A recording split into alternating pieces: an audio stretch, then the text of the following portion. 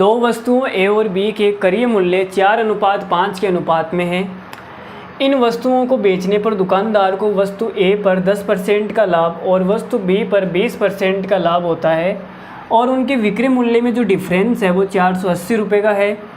तो दोनों वस्तुओं के कुल क्रय मूल्य का 30% ज्ञात करना है। ठीक है, तो बिल्कुल सेम टू सेम सवाल है, जैसा अभी हमने पीछे किया था वैसा ही सवाल है।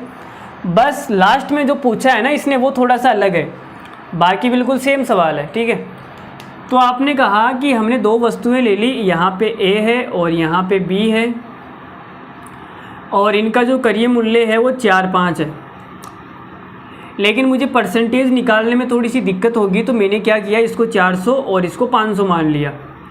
भाई रेशियो को किसी भी संख्या से गुणा भाग कर सकते हैं और इस पे इसको 10% का लाभ हो रहा है, तो 400 का 10% कितना होता है, 40।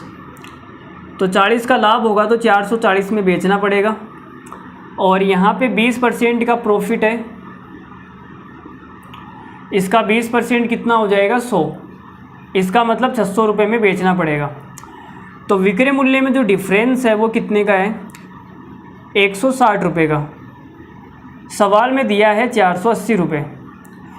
0 से 0 गया, 1 की वैल्यू आ जाएगी 16×3 = 3 रुपये।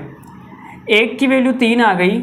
सवाल में पूछा है कुल क्रय मूल्य, तो कुल क्रय मूल्य कितना है, 400 और 500 कितना हो गया, 900। अगर 1 की वैल्यू 3 है तो 900 की वैल्यू कितनी आ जाएगी, 900 की वैल्यू आ जाएगी 2700।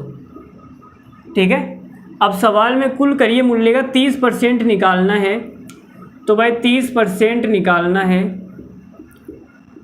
तो 2 0 से 2 0 चली जाएगी, 27 × 81 और ये 810 रुपये।